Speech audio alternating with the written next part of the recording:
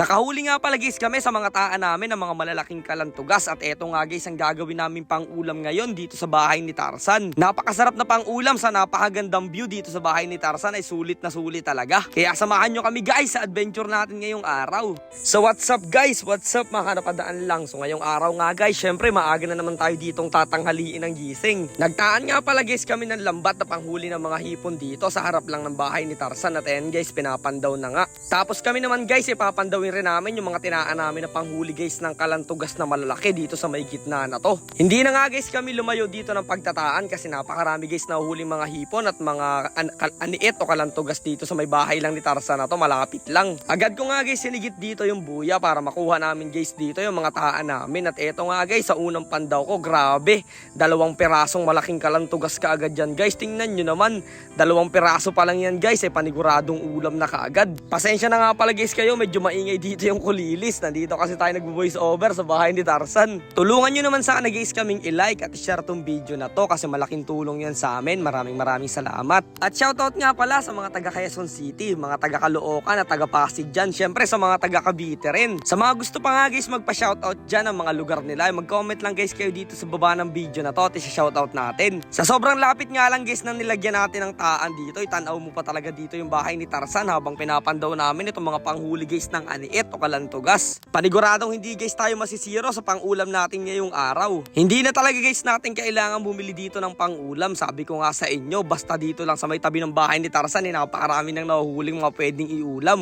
Dahil nga guys malapit lang kami dyan hindi na rin namin pinaandar dito yung bangka namin sinimo at sinagwa na nga lang pala guys namin papunta dito sa may bahay ni Tarzan para lutuin tong mga nahuli natin. Marami nga guys nagko-comment na subukan daw namin mga will dito sa may harap ng bahay ni Tarzan ay nasubukan na guys namin at napakarami talagang dumadawi. Pero hindi pa guys namin nasusubukan na yung mga will ng gabi dito, lalong-lalo na pag high tide. Meron kasi guys mga malalaking isda talaga na pumapasok dito sa loob ng mangroves. At eto na nga pala guys yung mga nahuli nating mga kalantugas. Ayan guys, so grabe, napakalalaki nila.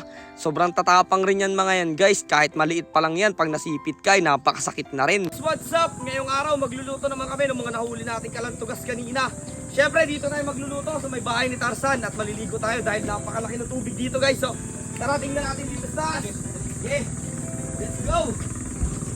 Akit tayo dito guys. Nandito yung tropa natin si Miguel. And dito tayo magluluto sa part na to guys. Magdudutong tayo dito mamaya. Tapos papakita ko muna sa inyo yung view. Ito yung view dito guys. Oh, tingnan nyo. Napakaganda, di ba? Tama-tama sa mga taong broken. Pwede maligo at pag broken ka, sarap tumambay Relax dito ka lang guys. ganito. So ayan guys, maliligo muna tayo. Magluluto muna tayo. Let's go, let's cook. Sulit na sulit at hindi ka talaga guys talo pag tumambay ka dito sa taas ng bahay ni Tarzan. Quality talaga guys yung pagkagawa natin dito at nakaka-relax talaga. Dahil nga guys syempre magtatanghalian na ay magre-ready na rin tayo ng mga pwede natin ditong iluto. Naglagay na nga lang pala guys kami ng apoy diyan sa may taas ng tungko. Syempre ang unang first step nagpasiga guys kami ng apoy diyan. Tapos nilagay guys namin itong mga aniit o mga kalantugas natin dito. Fresh na fresh yung mga yan guys at gumagalaw-galaw pa nga yung mga galamay nila. Saktong-sakto to guys sa dala namin na bahaw. Meron nga pala guys kaming gagawing challenge. Marami kasi guys sabi na subukan daw namin yung 24 hours challenge dito sa bahay ni Tarzan.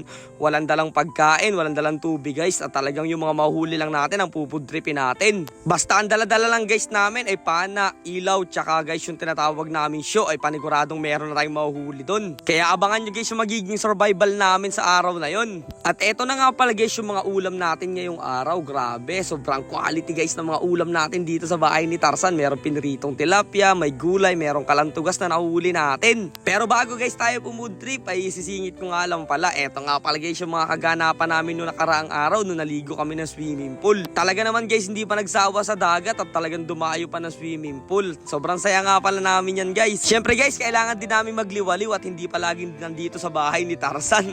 Kaya tara guys pumood trip na muna tayo dito ng tanghalian natin. Sa bawat araw nga guys ng adventure natin ay hindi talaga tayo nawawala ng masarap na food trip basta masipag lang at marunong dumiskarte. Kaya maraming salamat guys sa mga palaging nanonood sa mga video namin. Sana po patuloy nyo kami suportahan at hanggang dito na lang muna guys. Kita-kits na lang bukas ulit sa next adventure.